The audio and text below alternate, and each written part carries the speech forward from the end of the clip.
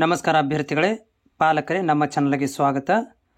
ಈಗಾಗಲೇ 2025-26ನೇ ಸಾಲಿಗೆ BEd 2 ವರ್ಷದ ಆನ್ಲೈನ್ ಅರ್ಜಿಗಳು ಮತ್ತು ಪ್ಲಸ್ ಸಿಮಿಲ್ಟೇನಿಯಸ್ಲಿ ಜೊತೆಗೆ ಏನಂದರೆ ಡಾಕ್ಯುಮೆಂಟ್ ವೆರಿಫಿಕೇಷನ್ ಎರಡೂ ನಡೆದಿದೆ.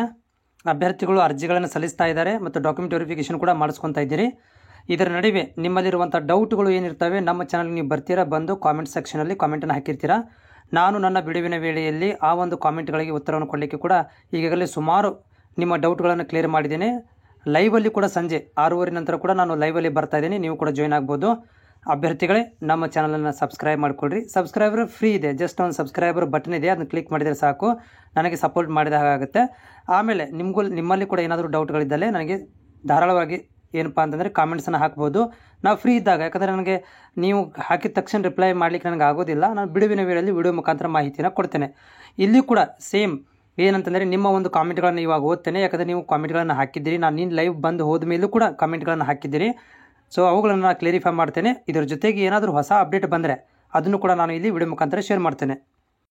ನಮ್ಮ ಸಬ್ಸ್ಕ್ರೈಬರ್ ವಿದ್ಯಾರ್ಥಿಯು ಕಾಮೆಂಟ್ ಹಾಕಿರುವಂಥದ್ದು, ಸರ್ BEd ಅಪ್ಲಿಕೇಶನ್ಗಾಗಿ ಸ್ಟಡಿ ಸರ್ಟಿಫಿಕೇಟ್ ಎಷ್ಟರಿಂದ ಎಷ್ಟುವರೆಗೆ ಬೇಕ್ರಿ for experience 1 to 10th PUC degree.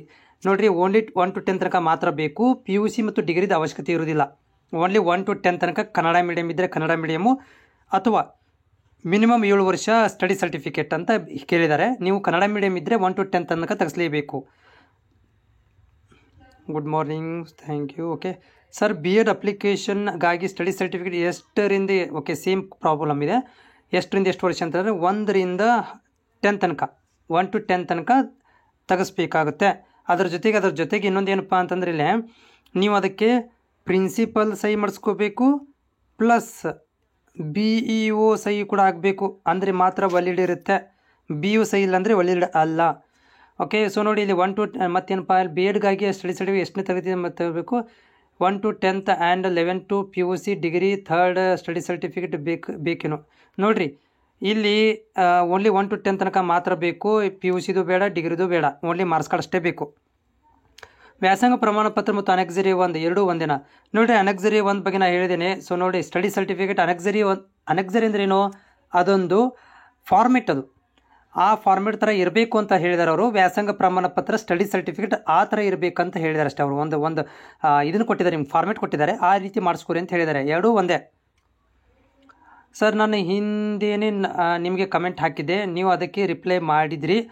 ಅದೇ ನಾನು ಪೇಮೆಂಟ್ 10 ತಾರೀಕು ಕಟ್ಟಿದ್ದು ಶುಕ್ರವಾರ ಆದರೂ ಕೂಡ ನಾನು ಪೇಮೆಂಟ್ ಸಕ್ಸಸ್ ಆಗಿ ಅಪ್ಲಿಕೇಶನ್ ಪ್ರಿಂಟ್ ಬಂದಿಲ್ಲ.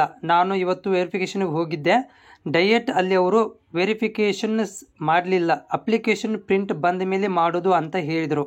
ನಮ್ಮ ಪೇಮೆಂಟ್ ಕಟ್ಟಿ ಆಗಲೇ 6 ದಿನ ಆಯಿತು, ಆದರೂ ಅಪ್ಲಿಕೇಶನ್ ಪ್ರಿಂಟ್ ಬಂದಿಲ್ಲ. ಏನು ಮಾಡಬೇಕು ನೋಡಿ, ಇದಕ್ಕೆ ಏನಪ್ಪ, ಇದೊಂದು ಟೆಕ್ನಿಕಲ್ ಪ್ರಾಬ್ಲಮ್ ಇಲ್ಲಿ. ಸೊ ಟೆಕ್ನಿಕಲ್ ಪ್ರಾಬ್ಲಮ್ ಇರೋದರಿಂದ ಅವರು ಒಂದು ನಂಬರ್ ಕೊಟ್ಟಿದ್ದಾರೆ ನಿಮಗೆ. ಎಲ್ಲಿಪ್ಪ ಅಂದರೆ ಇದರಲ್ಲಿ ನೋಟಿಫಿಕೇಷನ್ ಒಳಗಡೆ ಒಂದು ನಂಬರ್ ಕೊಟ್ಟಿದ್ದಾರೆ. ಈ ಥರ ನಿಮ್ಗೆ ಏನಾದರೂ ಪೇಮೆಂಟ್ಗೆ ಸಂಬಂಧಿಸಿದಂಥ ಇಶ್ಯೂ ಏನಾದರೂ ಆದರೆ, ಟೆಕ್ನಿಕಲ್ ಪ್ರಾಬ್ಲಮ್ ಆದರೆ ನಮಗೆ ಕಾಲ್ ಮಾಡಿ ಅಂತ ಕೊಟ್ಟಿದ್ದಾರೆ. ಬಟ್ ಅವರು ಕಾಲ್ ರಿಸೀವ್ ಮಾಡ್ತಾ ಇಲ್ಲ. ಸೊ ಈ ರೀತಿ ಹೋದ ವರ್ಷ ಕೂಡ ಪ್ರಾಬ್ಲಮ್ ಆಗಿತ್ತು. ಬಟ್ ಅದು ಸ್ವಲ್ಪ ಏನಂದರೆ ತಡವಾಗಿ ಬಂತು, ಅಂದರೆ 3 ದಿನ 4 ದಿನ ತನಕ ಏನೂ ಬರಲೇ ಇಲ್ಲ. ಆಮೇಲೆ ಅದು ಲೇಟಾಗಿ ಬಂದುಬಿಡ್ತು. ಅದನ್ನು ಡಾಕ್ಯುಮೆಂಟ್ ವೆರಿಫಿಕೇಷನ್ ಮಾಡಿಸ್ಕೊಂಡ್ರು. ಆದರೆ ಇದು ಸ್ಟಾರ್ಟಿಂಗಲ್ಲಿ ತೊಂದರೆ ಆಯಿತು, ಎಲ್ಲರಿಗೂ ಕೂಡ ಆಗಿದೆ, ಒಂದಷ್ಟು ವಿದ್ಯಾರ್ಥಿಗಳೇ ಆಯಿತು. ಸೊ ನನ್ನ ಹಳೆ ಕಾಮೆಂಟ್ ನೋಡಿದ್ರೆ ನಿಮ್ಗೆ ಗೊತ್ತಾಗುತ್ತೆ. ಬಟ್ ಇವ್ರು ಹೇಳ್ತಾ ಇರೋದು ಏನಂತಂದರೆ, ಪ್ರಿಂಟ್ ಬಂದ ಮೇಲೆ ನಾವು ಡಾಕ್ಯುಮೆಂಟ್ ವೆರಿಫಿಕೇಷನ್ ಮಾಡ್ತೀವಿ ಅಂತ ಹೇಳ್ತಾ ಇದ್ದಾರೆ ಇವರು. ಆದರೆ ಇವರು ಸೊಲ್ಯೂಷನ್ ಕೊಡಬೇಕಿತ್ತು ನಿಮಗೆ. ಏನಂತಂದರೆ, ಯಾಕಂದರೆ ಅವ್ರ ಹತ್ರ ಏನಿದೆಪ್ಪ ಅಂದರೆ ಒಂದಷ್ಟು ರೈಟ್ಸ್ ಇದ್ದಾವೆ. ವಿದ್ಯಾರ್ಥಿಗಳದ್ದು ಪ್ರಾಬ್ಲಮನ್ನು ಸಾಲ್ವ್ ಮಾಡುವಂಥ ಒಂದು ಕೆಪಾಸಿಟಿ ಡೈರೆಕ್ಟ್ ಅವ್ರ ಹತ್ರ ಇದೆ, ಅವ್ರಿಗೆ ಎಕ್ಸೆಸ್ ಮಾಡಲಿಕ್ಕೆ ಕೊಟ್ಟಿದ್ದಾರೆ. ಅವ್ರು ನಿಮಗೆ ಗೈಡ್ ಮಾಡಬೇಕಿತ್ತು. ರಿಯಲಾಗಿ ಈ ರೀತಿ ಹೇಳಿ ಕಳಿಸ್ಬಾರ್ದಿತ್ತು, ಇಲ್ಲಮ್ಮ ನಿನಗೆ ಪ್ರಿಂಟ್ ಬರ್ತಾನೇ ಇಲ್ಲಪ್ಪ ಅಂತಂದರೆ ಮುಂದಿನ ಪ್ರಕ್ರಿಯೆಗೆ ನಾನು ನಿಮಗೆ ಈ ರೀತಿ ಮಾಡ್ಬೋದು ನೀವು ಅಂತ ಅವ್ರು ಹೇಳಬೇಕಿತ್ತು. ಯಾಕೆ ಹೇಳಿದ ನನಗೆ ಗೊತ್ತಾಗಲಿಲ್ಲ, ಕಮ್ಯುನಿಕೇಷನ್ ಗ್ಯಾಪ್ ಆಗಿರ್ಬೋದು. ಬಟ್ ಈ 6 ದಿನದಲ್ಲಿ ಸೆಕೆಂಡ್ ಸ್ಯಾಟರ್ಡೆ ಸಂಡೇ ಬಿಡಿ, ಸೆಕೆಂಡ್ ಸ್ಯಾಟರ್ಡೆ ಸಂಡೇ ಬಿಟ್ಟು ಈಗ ಎಷ್ಟಾಗಿದೆಪ್ಪ, 4 ದಿನ ಆಗಿದೆ. ಇನ್ನೂ ನೀವು ಫ್ರೈಡೇ ತನಕ, ಮ್ಯಾಕ್ಸಿಮಮ್ ಫ್ರೈಡೇ ತನಕ ವೇಟ್ ಮಾಡಿ. ಮತ್ತು ನೀವು ಬರಲಿಲ್ಲಪ್ಪ ಅಂತಂದರೆ ನೀವೇನು ಮಾಡಿ ಅಂತಂದರೆ ಡೈರೆಕ್ಟಿಗೆ ಹೋಗಿ ಅಲ್ಲಿ ನೇರವಾಗಿ ಹೇಳಿ, ನೋಡಿ ಪೇಮೆಂಟ್ ಕೂಡ ಆಗಿದೆ, ಸಕ್ಸಸ್ ಆಗಿದೆ, ಪ್ರಿಂಟ್ ಬರ್ತಾ ಇಲ್ಲ, ಇದಕ್ಕೆ ನೀವೇ ಸೊಲ್ಯೂಷನ್ ಕೊಡಬೇಕು ಅಂತ ಹೇಳಿ ಅವ್ರು ಏನು ಮಾಡ್ತಾರೆ ಅಂತಂದರೆ ಮೇಲ್ಭಾಗದ CET ಸೆಲ್ಗೆ ಅವ್ರು ಕಾಲ್ ಮಾಡ್ತಾರೆ. ಯಾಕಂದರೆ ಅವ್ರದ್ದು ಪರ್ಸನಲ್ ನಂಬರ್ ಬೇರೆ ಇರ್ತವೆ. ಅವರು ಕಾಲ್ ಮಾಡಿ ನಿಮಗೆ ಸೊಲ್ಯೂಷನನ್ನು ಕೊಡ್ತಾರೆ. ಸೊ ಈಗ ಸದ್ಯಕ್ಕೆ ಏನಪ್ಪ ಅಂದರೆ ಅವರು ತುಂಬ ಬ್ಯುಸಿ ಇರೋದ್ರಿಂದ ನಿಮ್ಗೆ ಅವ್ರು ಏನು ಮಾಡಿದ್ದಾರೆ, ರಿಟರ್ನ್ ಕಳಿಸಿಬಿಟ್ಟಿದ್ದಾರೆ ಅಷ್ಟೇ. ಬಟ್ ಹೋಗ್ತಾ ಸ್ವಲ್ಪ ಕ್ಲೌಡ್ ಕಡಿಮೆ ಆಗುತ್ತೆ. ಡಾಕ್ಯುಮೆಂಟ್ ವೆರಿಫಿಕೇಷನ್ಗೆ. ಆವಾಗ ನೀವು ಹೋಗಿ ಇನ್ನೊಂದು 2 ದಿನ ಬಿಟ್ಟು ಮತ್ತೆ ನೀವು ಕ್ಲಿಯರ್ ಆಗಲಿಲ್ಲಪ್ಪ ಅಂದರೆ ತಪ್ಪದೇ ನೀವು ಡೈರೆಕ್ಟಿಗೆ ಹೋಗಿ ಏನಾದ್ರು ಸೊಲ್ಯೂಷನ್ ಹೇಳಿ ಅಂತ ಹೇಳಿ ಅವರು ಯಾರಿಗಪ್ಪ ಅಂದರೆ CET ಸೆಲ್ಗೆ ಕಾಲ್ ಮಾಡಿ ನಿಮ್ಮನ್ನು ಕ್ಲಿಯರಿಫೈ ಮಾಡಿ ಕೊಡ್ತಾರೆ. ಸರ್ ನಮ್ಮ ಮನೆಯಲ್ಲಿ ಗೌರ್ಮೆಂಟ್ ಜಾಬ್ ಮಾಡ್ತಿದ್ದಾರೆ, ಸೊ ನಾವು ಇನ್ಕಮ್ ಸರ್ಟಿಫಿಕೇಟ್ ಮಾಡಿಸಿಲ್ಲ, BEd ಅಪ್ಲಿಕೇಶನ್ ಹಾಕೋಕ್ಕೆ ಇನ್ಕಮ್ ಸರ್ಟಿಫಿಕೇಟ್ ಕೇಳಿದಾರಲ್ಲ, ಏನು ಮಾಡೋದು ಬೇಗ ಹೇಳಿ. ನೋಡಿರಿ, ಇನ್ಕಮ್ ಸರ್ಟಿಫಿಕೇಟ್ ಯಾರಿಗಂತಂದ್ರೆ ಇದು ಯಾರು GM ಅಭ್ಯರ್ಥಿಗಳು, ಈಗ ನೀವು ಗೌರ್ಮೆಂಟ್ ಜಾಬ್ ಇದ್ದವ್ರಿಗೆ ಕೂಡ ಕೊಡ್ತಾರೆ ರೀ. ಅಬೋ 5 lakh ಇರೋರಿಗೇನು ಕೂಡ ಇನ್ಕಮ್ ಕೊಡ್ತಾರೆ. ಕಾಸ್ಟ್ ಸರ್ಟಿಫಿಕೇಟ್ ಕೊಡೋಂಗಿಲ್ಲ, ಇನ್ಕಮ್ ಸರ್ಟಿಫಿಕೇಟ್ ಅಂತ ಕೊಡ್ತಾರೆ. ಯಾಕಂದರೆ ಅಬೋ 5 lakh ಇದೆ, ಎಷ್ಟು ಲ್ಯಾಕ್ ಇದೆ ಅನ್ನೋದನ್ನು ಕೊಡ್ತಾರೆ. ಸೊ ನೀವು ತೆಗೆಸ್ಬೋದು ಅದನ್ನು, ಇನ್ಕಮ್ ಸರ್ಟಿಫಿಕೇಟನ್ನು ಕೊಡ್ತಾರೆ. ಗೌರ್ಮೆಂಟ್ ಜಾಬ್ ಇದ್ದವ್ರಿಗೂ ಕೂಡ ಇನ್ಕಮ್ ಸರ್ಟಿಫಿಕೇಟನ್ನು ಕೊಡ್ತಾರೆ, ಆದರೆ ಅದು ಜಾಸ್ತಿ ಇನ್ಕಮನ್ನು ಹಾಕಿ ಕೊಡ್ತಾರೆ, ಅದನ್ನು ತೆಗೆಸ್ಕೊಳ್ರಿ. ಸ್ಟಡಿ ಸರ್ಟಿಫಿಕೇಟ್ 1 to 10th ಬೇಕಾ ಅಥವಾ 1 to 7th and Annex 01 BU signature ಮಾಡಿಸ್ಲೇಬೇಕಾ ಸ್ಟಡಿ ಸರ್ಟಿಫಿಕೇಟ್? ಓಕೆ, ಇವ್ರದ್ದೇನಪ್ಪ ಅಂತಂದ್ರೆ ಇಲ್ಲಿ ಸ್ಟಡಿ ಸರ್ಟಿಫಿಕೇಟ್ 1 to 10th ತನಕ ಬೇಕಾ ಅಥವಾ 1 to 7th ತನಕ ಬೇಕಾ, Annex 01 BU ಸಿಗ್ನೇಚರ್ ಮಾಡಿಸ್ಬೇಕಾ ಸ್ಟಡಿ ಸರ್ಟಿಫಿಕೇಟ್ ಅಂತ ಹೇಳಿ ಅಂತ ಹೇಳ್ತಿದ್ದಾರೆ. ನೋಡಿರಿ, ಕನ್ನಡ ಮೀಡಿಯಮ್ ಇದ್ದರೆ ನೀವು 1 to 10th ತನಕ ಸ್ಟಡಿ ಸರ್ಟಿಫಿಕೇಟ್ ಬೇಕು. ನೀವು ಕನ್ನಡ ಮೀಡಿಯಮ್ ಬಿಟ್ಟು ಇಂಗ್ಲೀಷ್ ಮೀಡಿಯಮ್ ಆಗಿದ್ದರೆ ಮಿನಿಮಮ್ 1 ರಿಂದ 7 ಬೇಕು, ಪ್ಲಸ್ ಅದರಲ್ಲಿ BU ಸಿಗ್ನೇಚರ್ ಆಗಲೇಬೇಕು, ಇಲ್ಲಾಂದರೆ ಅದು ವ್ಯಾಲಿಡ್ ಅಲ್ಲ. ಆಮೇಲೆ ಡಿಗ್ರಿ ಸ್ಟಡಿ ಸರ್ಟಿಫಿಕೇಟ್ ಅವಶ್ಯಕತೆ ಇಲ್ಲ, ಮಾಡಿಸುವಂಥ ಅವಶ್ಯಕತೆ ಇಲ್ಲ. ಸರ್ ನಾನು ಸ್ಟಡಿ ಸರ್ಟಿಫಿಕೇಟ್ ಮೇಲೆ BU ಸಿಗ್ನೇಚರ್ಸ್ ಮಾಡಿಸಿಲ್ಲ, ಹೇಗೆ ಅಪ್ಲೋಡ್ ಮಾಡಿದ್ದೀನಿ, ಪ್ರಾಬ್ಲಮ್ ಆಗುತ್ತಾ? ನೀವು ಇದನ್ನು ಡಾಕ್ಯುಮೆಂಟ್ ವೆರಿಫಿಕೇಷನ್ ಹೋದಾಗ ಅವ್ರಿಗೆ ಹೇಳಬೇಕಾಗತ್ತೆ, ನೋಡಿ ನಾನು ಈ ಥರ ಮಾಡ್ಕೊಂಡ್ಬಿಟ್ಟಿದ್ದೀನಿ, ಸ್ವಲ್ಪ ಈಗ ನೀವು ಅಪ್ಡೇಟ್ ಮಾಡಿರಿ ಅಂತಂದ್ರೆ ಅವ್ರು ಮಾಡ್ಕೊಂಡ್ಬಿಡ್ತಾರೆ, ಅವ್ರು ನೋಡ್ತಾರೆ.